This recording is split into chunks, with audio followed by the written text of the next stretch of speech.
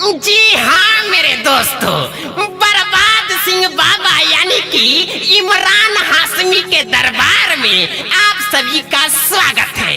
तो आइए और अपना खोल खोल कर चेकअप कराइए।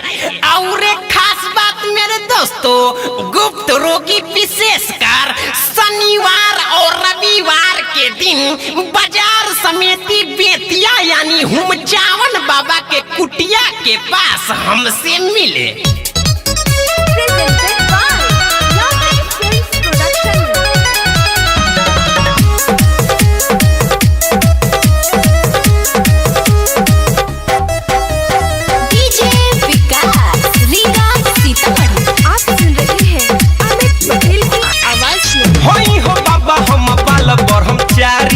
आगे से कम ज्यादा देखिले पिछाड़ी। अरे बच्ची इधर आओ। होई हो बाबा हम बाल ब्रह्मचारी, आगे से कम ज्यादा देखिले पिछाड़ी। कि हमरा छुअते ही भागी जाला तू।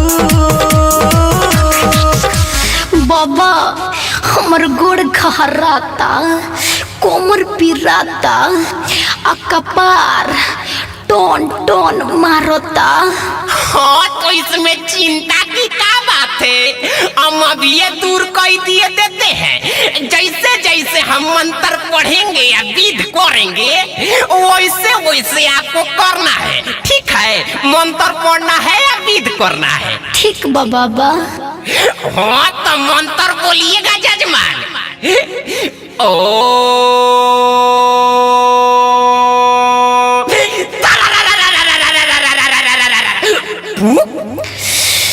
ओम तारा रारा पुक। हो तो आओ है न ढूक कि ओम तारा रा रा रा रा रा रा रा रा रा रा पू। पकड़ लेके छौड़ी के रावटी में ढूक, पकड़ लेके छौड़ी के रावटी में ढूक, पकड़ लेके छौड़ी के रे। कि ओम तारा रा रा रा रा रा रा रा रा पू। पकड़ लेके छौड़ी के रावटी में ढूक, पकड़ लेके छौड़ी के रावटी में ढूक, पकड़ लेके छौड़ी के रे। अरे अरे बाबा ये का करतनी रोबा? अरे हटी होने जाए दी। अरे तो बिना भीतरी ढुकले कैसे होगा? चलो भीतर।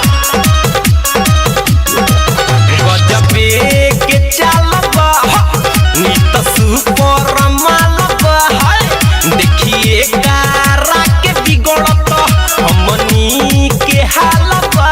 काचला सही बोले ना। पया के गुरु चला मिल के मिटावल जाई भूख। अरे बाबा राउर है चेलवा बड़ी तंग करता। अरे तो तंग करेगा तभी ना दुखवा दूर होगा। जाओ भीतर। अरे तो भीतरिया जम तो ठीक हो जाए। अरे हाँ बच्ची एकदम 100%। बोलिएगा मंत्र। कि ओम तारा रा रा रा रा रा रा रा रा रा पू।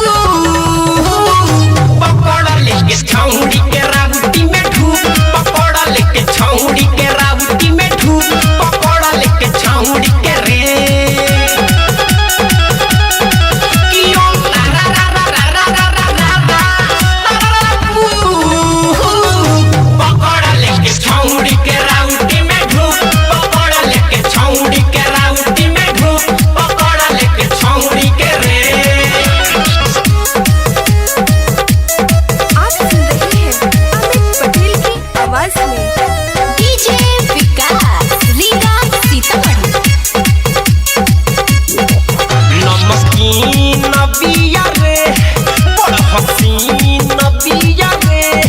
सोरहे परिस में छौड़ी कमसीन बिया रे। अरे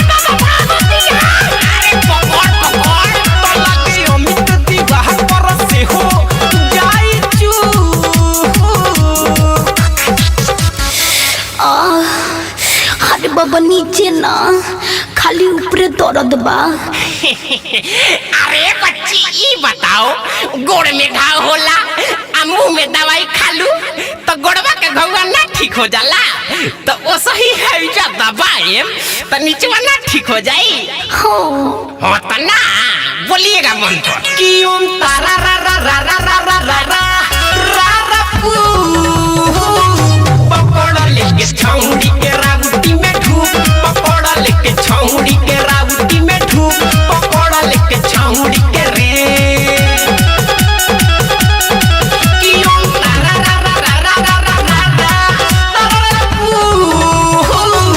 पकड़ लेके छौड़ी के राउटी में ढूक पकड़ लेके छौड़ी के राउटी में ढूक पकड़ लेके छौड़ी के रे आहा अब जाके तनी सुख आराम भइले बाबा।